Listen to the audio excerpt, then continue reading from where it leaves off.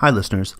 The makeup tutorial scene in this episode is everything I love about Monsterhearts. We have two teenage characters awkwardly exploring their feelings for one another. One of those characters has a misunderstanding about what is going on, which causes all the feelings to happen, which then causes their monstrous natures to emerge. It's a great scene that really shows off how the game's moves drive the action. Enjoy.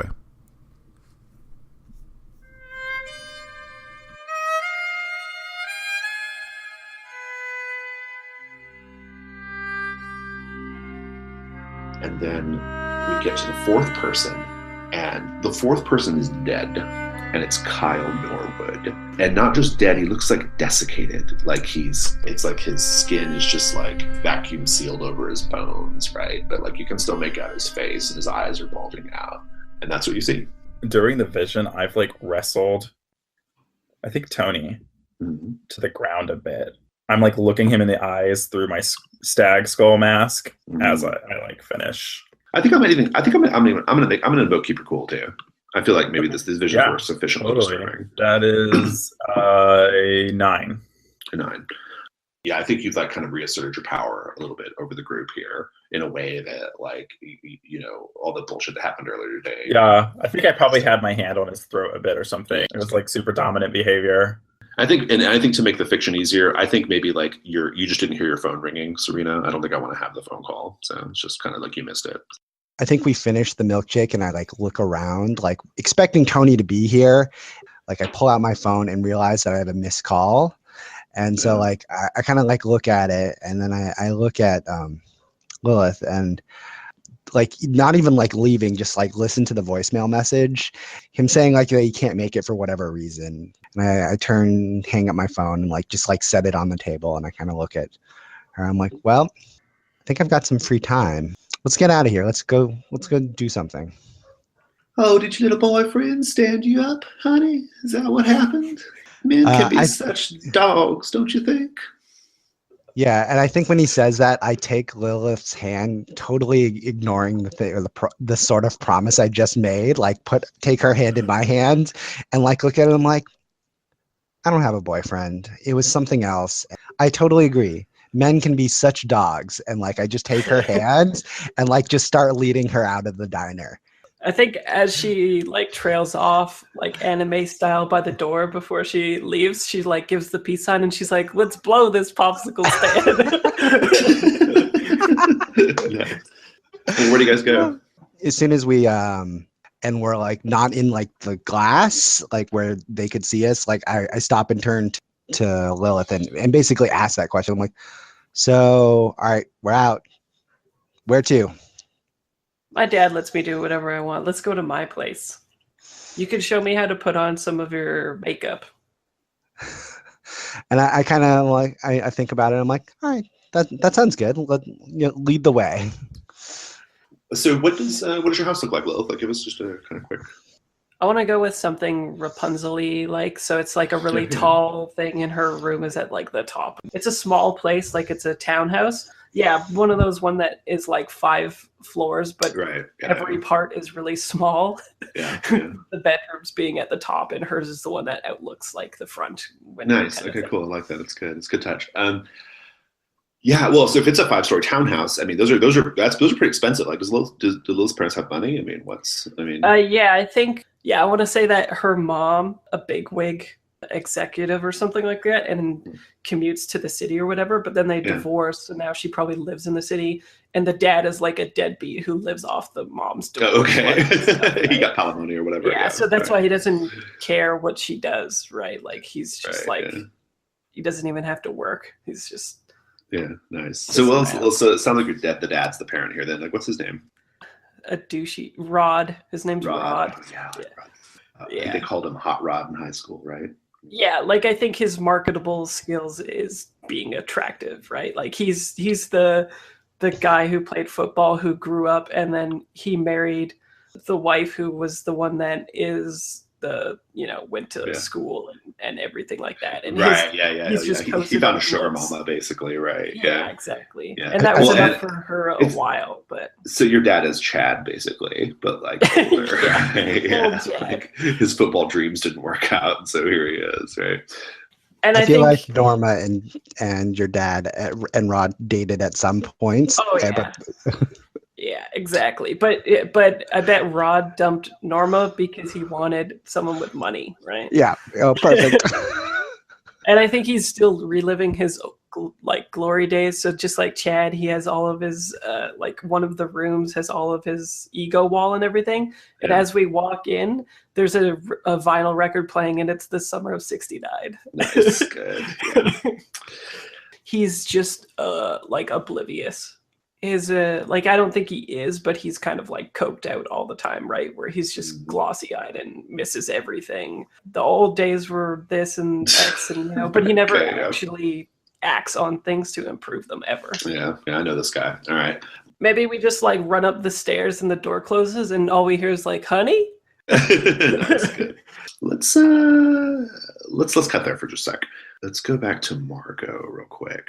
So I think like it's at a certain point you like go to the bathroom and you come back out, putting your jeans on or whatever. He's like smoking a cigarette and he's like points over and he says, your money's over on the nightstand, just to be an asshole. What? No tip, big boy?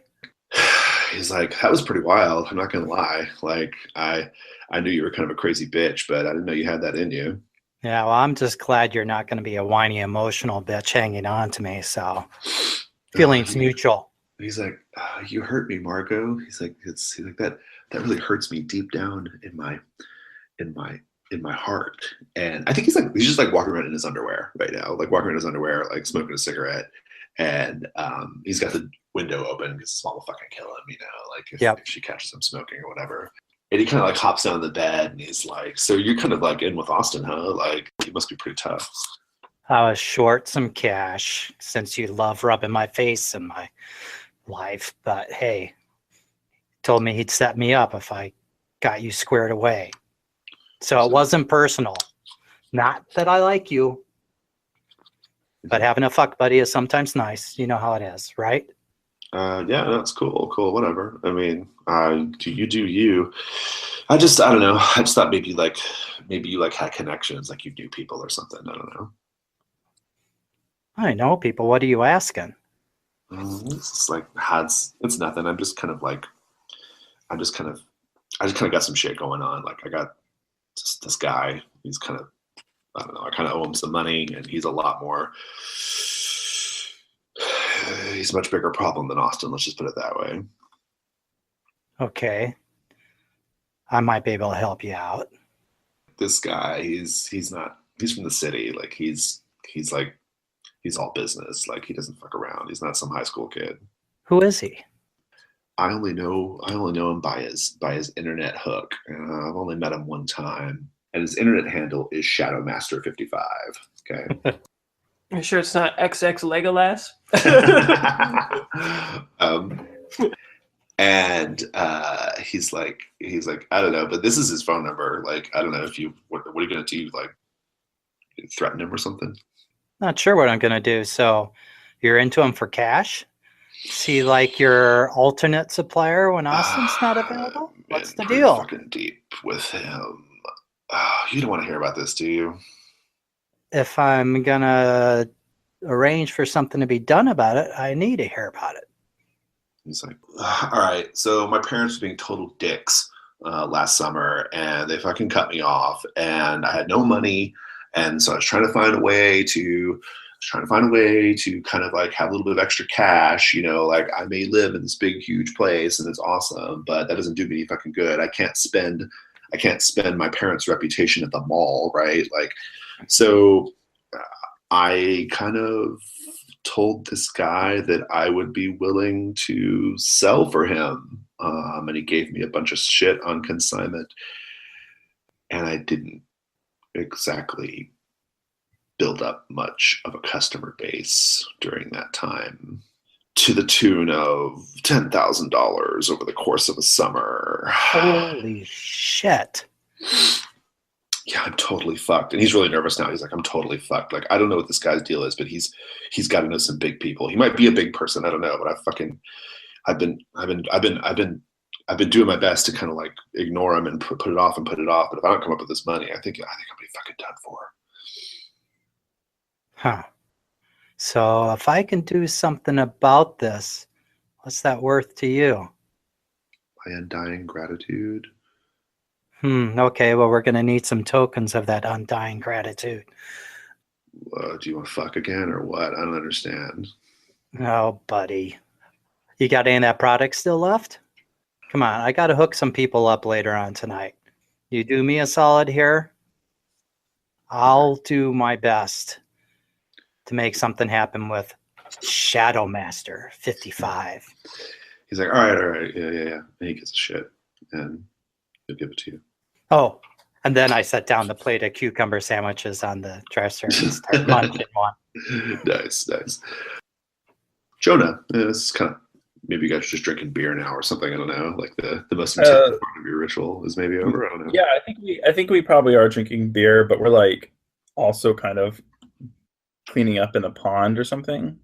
There's like rocks around the pond, so I like take a drink from my beer and put it on the rock, and then I'm like, I've got like a rag or something, and I'm like washing the mud off of Tony. Nice. Okay, good. And I think I want to kind of turn him on a bit. All right, cool. Yeah, I'm into it. Yeah, you're kind of doing it in an intimate, sexy way. Go for it. Roll plus hot. A 7. You can take a string on him. That's fine. Cool. Gotta keep my strings on my boys. They would never ever be this like affectionate with you like in school, right? But they go to the forest eagerly and anxiously because they do want this kind of affection from you, right? And so yeah, this is why he shows up. I think as we're all like getting dressed, I say to him, so Serena, you know Serena, right? He's like, yeah, she's just some quiet chick at school, sure. Yeah. I had this vision when we were in the middle of things, and the forest is telling me that we can't trust her. She's going to come for us. She's just like, what do you mean? Like, she's like, what are you talking about? You don't trust her. I don't understand. I think you need to give him more I think he wants like more specific evidence for him to.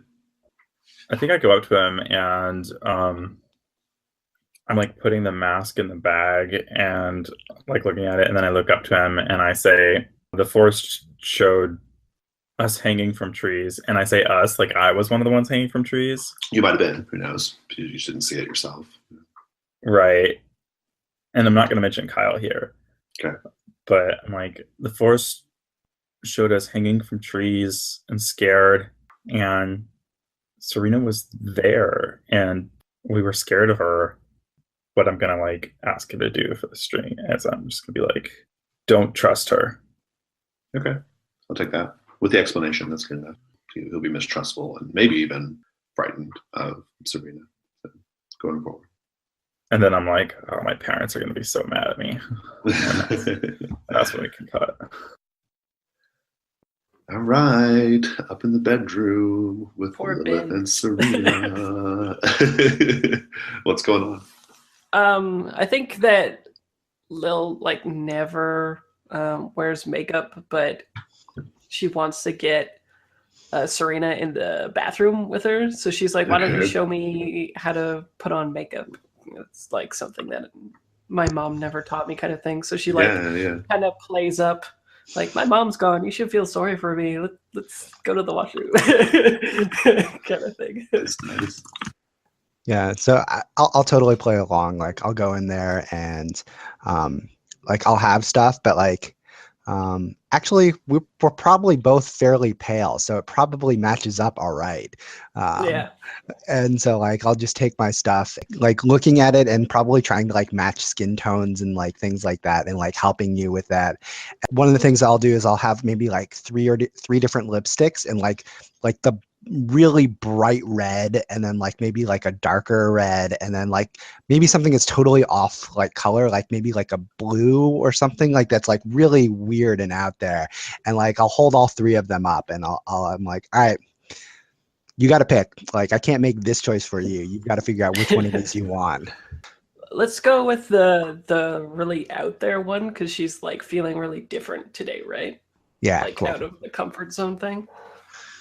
Yeah, and so I think like I hand that one to you, and then like I think what we do is like, so you're holding like the like this like bright blue one, and like maybe I take like the super bright red one, and like I just like model for you like putting the lipstick on, and like instead of like you know how to get it off people will like dab like on like toilet paper or paper towel or something like that, but like you also see them like kissing the mirror. So like I think I do that is like I lean over the sink and like go up and like kiss the mirror just to like to leave the lipstick mark on the mirror. And then like after like I demo all of that, I kind of just like turn to you and like wait for you to do it. That's a turn on, right? I mean, you're trying. Oh yeah, totally. It's a turn on. We'll turn someone on. Yeah. No, I got a 5. I'm gonna give you a condition for your failure, and I think it's going to be something just completely contra to your nature. I think I want to be in opposition to your asexuality a little bit here on this, and I think your condition is going to be like I'm down for it. Like I think that's going to be your condition. Like that's nice and sufficiently open-ended for me to push. Okay, so maybe like what happens is like I slip like when I'm doing it, and like I just like the sink maybe has water in it or something, and I like just splash all like water all over my shirt. Right. And like I kind of like look down, and like my shirt is now like soaking wet, and like I kind of like look at it, and I'm like, and I just like take my shirt off to like go hang it up to dry, standing there like in my bra, like looking at you. So just mechanically here, Lilith, you can tap She's Down for It to like make your move and get a bonus on your roll, right? So just know that if you wish to, like if you want to keep pushing the situation a little further. So what I think Lil does is she plays up her being awkward, but deliberately makes it so that like she's sort of shocked and backs up, and her butt like hits the light switch, right, and turns off the light. And that's when she like, gropes for you and tries to like turn you on again, like in the darkness kind of thing. No matter which way like it goes, I was hoping I could make that scene pull us into the veil kind of thing. Okay. From the darkness, yeah. We'll shut her down first. See how it goes. So, yep. Okay. Because you guys want to get overridden by 6. And I have a +1 forward from last time too. Yeah. Yep. So plus 2, 5, plus 2 then. 6, 7, 8. Okay. Well, which of those options do you want there? I like the idea of carrying it forward again. Like it's just like a thing that keeps building up until we resolve it. Okay. All right. So you get one forward. Serena, you're going to give Lil the condition. I think like if you're sort of like groping around for me, I think what probably happens is because it's dark is you probably totally grab my chest, my breast, and like your hands are just like resting there. Like they're probably there just like for a moment, like where you sort of get hopeful, and then like you feel my hands like just like take them off and like rest them on the counter, like the counter, and like I'm sorry, that's not really what I was thinking. Like that's broken promise too. Yeah, totally broken promise. So like I'm like that's not really what I was going for. Like I thought we wanted something different. Well, I think she'd be so embarrassed that she'd kind of like she'd want to get away, right? Which is why I think that move into the veil thing trigger, right? Where she'd be like mortified. Well, and I think even just to like push the broken promise angle a little harder, I think it has to be something like you're angry, right? Like I think it should be a little bit more like intense emotion than embarrassment because the broken promise implies that it pisses you off. It's fey irrationality, right? It's like, okay, you want to behave a certain way, but like a normal person, you may have like certain like feelings, but your feyness like kind of kicks in and is like, no, I am mad and I will hurt you. Right? Yeah, so well that still makes sense because I think she's initially super like mortified and then she gets mad that she's feeling that vulnerable, right? And she's like, well, what's wrong with me, right? Like what does somebody else have that I don't have, right? Like we're alone in the dark and maybe like Iron and Wine, Such Great Heights is playing. So I think when you say it's what's wrong with me, that sounds like a condition right there. That's the condition, right? Yeah. It's got what's wrong with me? Yeah. And I think even though it's still dark and like we haven't turned the lights on to figure out that like maybe we've already gone somewhere differently, but like I turn to you, I'm like, there's nothing wrong with you. Trust me, it's not you, it's me. But like I think I want it's the worst thing to say. Oh my God. God. It's a literal worst thing to say. Yeah. It's not you, that's me. But like what I think I want to do there is like kind of like I'm like, hold still. And like, I think I take my hand and like rest it on your shoulder.